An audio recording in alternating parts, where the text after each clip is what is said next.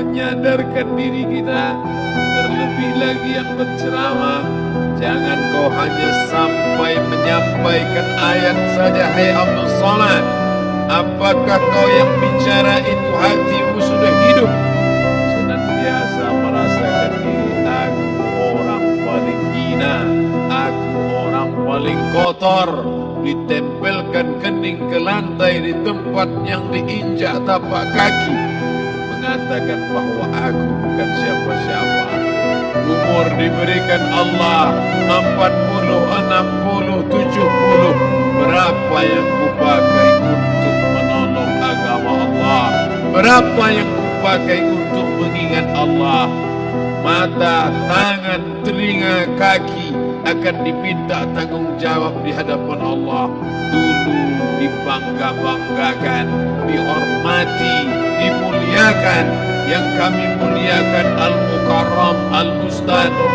Tapi pada saat tiba masanya, yang kita bawa tak lain tak bukan innallaha la yanzuru ila ajsamikum. Allah tak menengok badan, fisik, bentuk tubuh, baju. Ini sampulnya saja. Wala ila suwarikum. Allah tak menengok rupa, wajah. Walakin yanzuru ila qulub. Hati kamu yang bersih itulah yang kau bawa menghadap Allah Subhanahu wa taala. Yauma la yanfa'u malun, harta tak berguna, wala banun, anak tak bisa menolong. Harta tak berguna, anak tak mampu menolong. Illa man atallah, kecuali orang yang datang menghadap Allah biqalbin salim, dengan hati yang bersih, hati yang tulus, hati yang memercikkan cahaya iman, hati yang bersih dari hasad, busuk hati, sum'ah, riya, takabbur. Itulah yang menolong di hadapan Allah Subhanahu wa taala. Apa kata Imam Ali radhiyallahu anhu? An-nasu niyam. Semua manusia waktu hidup itu tidur. Bapak tidur, ibu tidur, saya tidur. Semua orang waktu hidup itu tidur. Falamma matu, ketika dia mati, disitulah dia baru terjaga dari tidur panjang. Saat Israel mencabut nyawa, ditarikkannya adalah satu centapan yang kuat. Disitulah kita baru terjaga dari tidur panjang. Betapa aku meninggalkan salat, betapa aku tak berzakat, betapa dulu kekuasaan. Aku lulus umur 30, pensiun 58, 28 tahun, apapun tak pernah kubuat untuk agama. Sibuk membesarkan anak, sibuk mengurus warisan. Anak pun tak ingat dengan kita, karena kita lupa menanamkan pendidikan agama di dalam otak kepalanya. Harta yang banyak tak sempat menolong agama Allah. Anak tunggal semata wayang tak sempat dididik agama. Istri meninggalkan dalam keadaan stres, susah hatinya karena dia tak diajarkan sabar, menerima ridha ketetapan takdir Allah.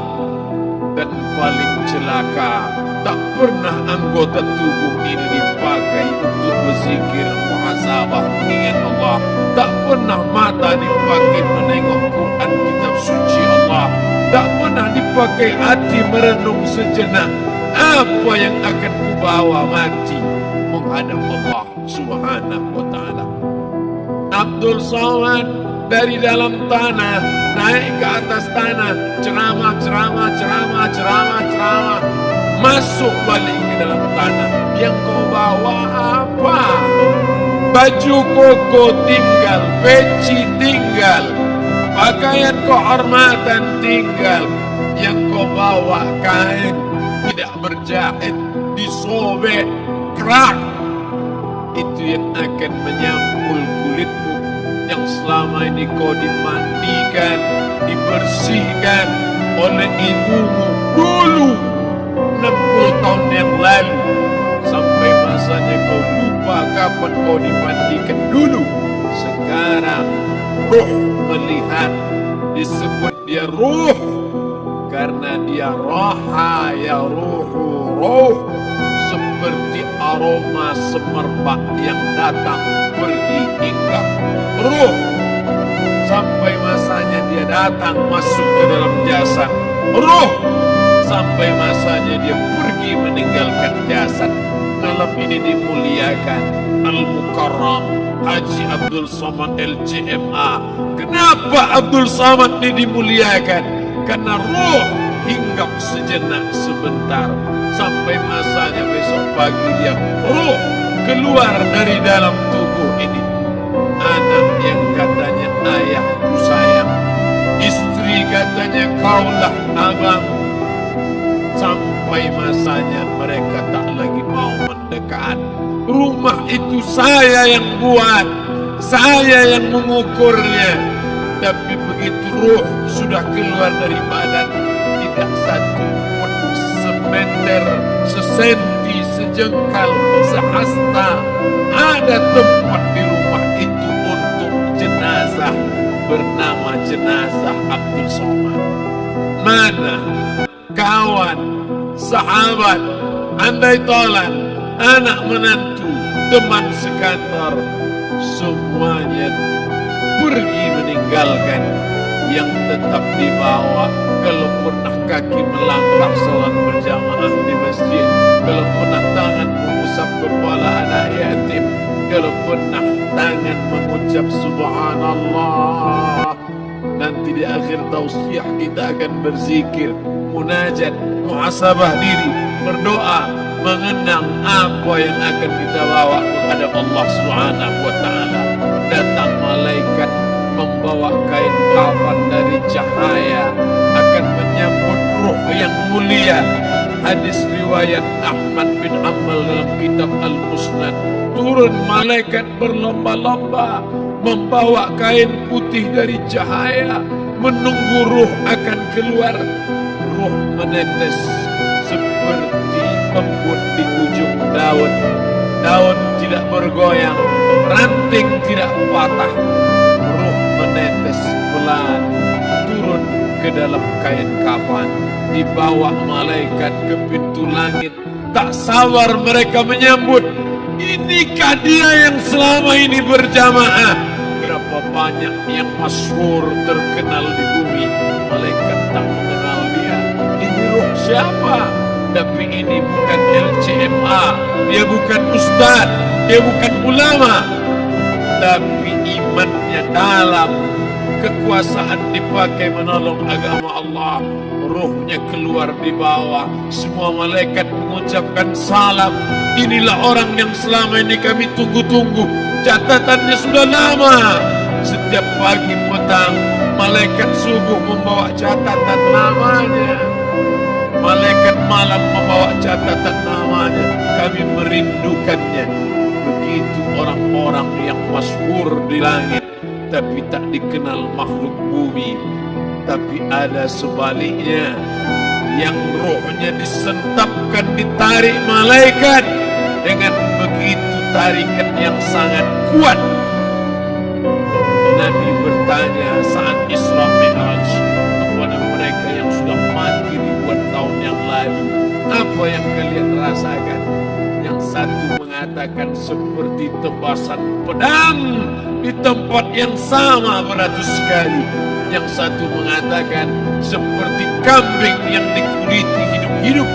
Yang satu mengatakan seperti mata kail pancing ditarik dari kulit yang basah. Maka kita berdoa setiap selesai salat, Allahumma hawwin alaina, ringankan kami ya Allah, fi sakaratil maut, di saat sakaratul maut yang amat sangat menyakitkan itu, di saat malam pertama di tempat yang gelap, di tempat yang tak pernah diimpikan oleh orang, tapi kita tetap melewati dan merasakannya.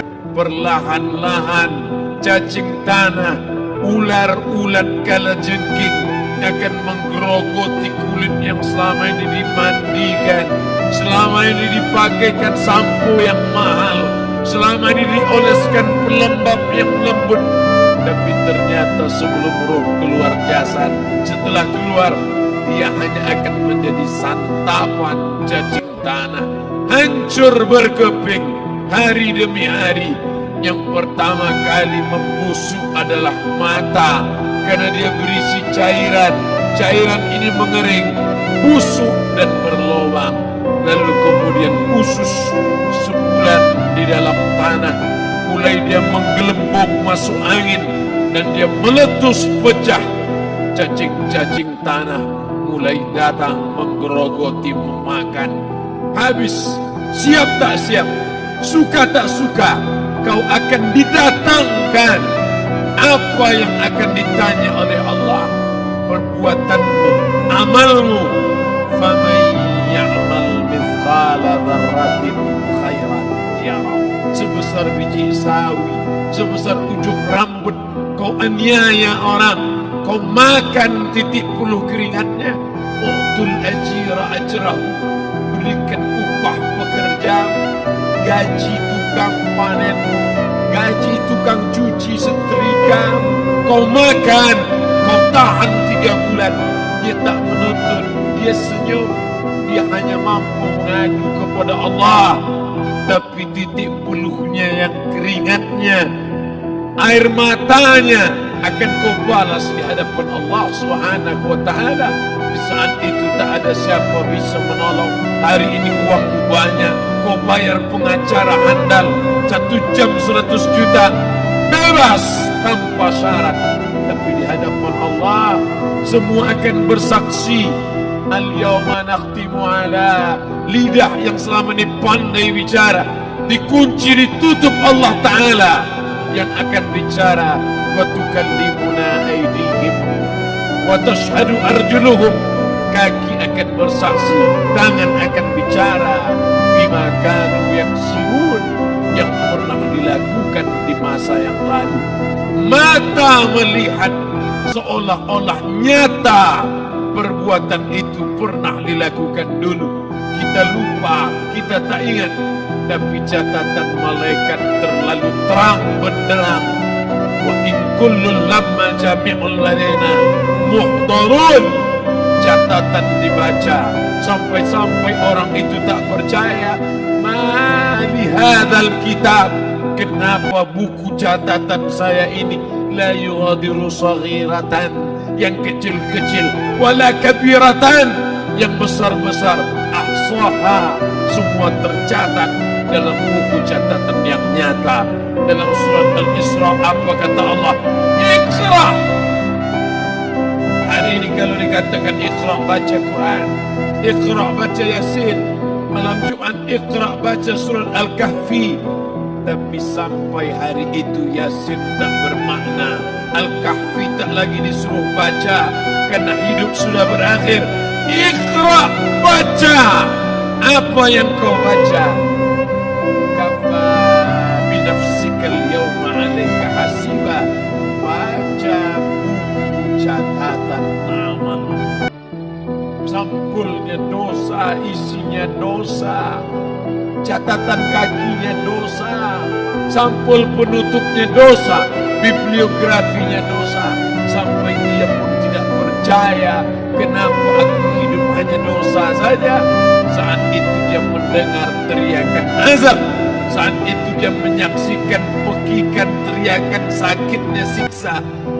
Rabbana, ya Tuhan kami, farji'na, balikkan lagi kami ke dunia. Rabbana, ya Tuhan kami, absarna, mata kami sudah melihat azab, wa sami'na, telinga kami sudah mendengar sakitnya pekikan, teriakan, jeritan. Farji'na, balikkan lagi kami ke dunia. Na'mal salihan, kami ingin amal saleh, kami ingin bantu masjid, kami ingin sekolahkan anak yatim, kami ingin muliakan fakir miskin, kami ingin bantu panti jompo. Farji'na, balikkan lagi kami dunia. kami ingin salat tahajud, kami ingin tahiyatul masjid, kami ingin puasa sunnah. Saat itu penyesalan tak lagi berguna. Na'mal salihan, kami ingin amal saleh.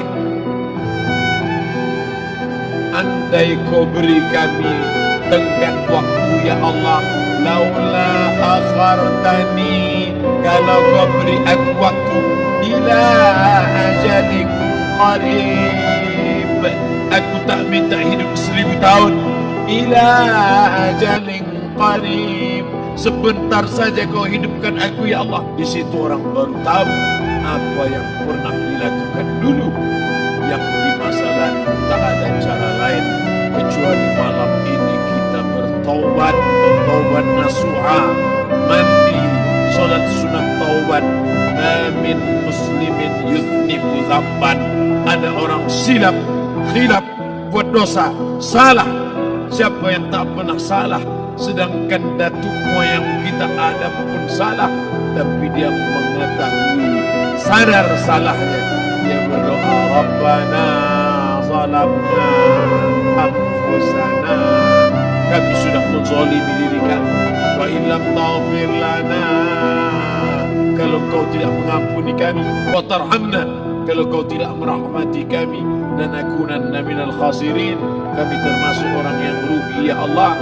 Maka malam ini kita bermunajat kepada Allah, berdoa, mengenang masa lalu, bergelimang dosa, besok tak akan kita ulang. Kita minta ampun kepada Allah Subhanahu wa taala. Astaghfirullahalazim. Astaghfirullahalazim. Astaghfirullah.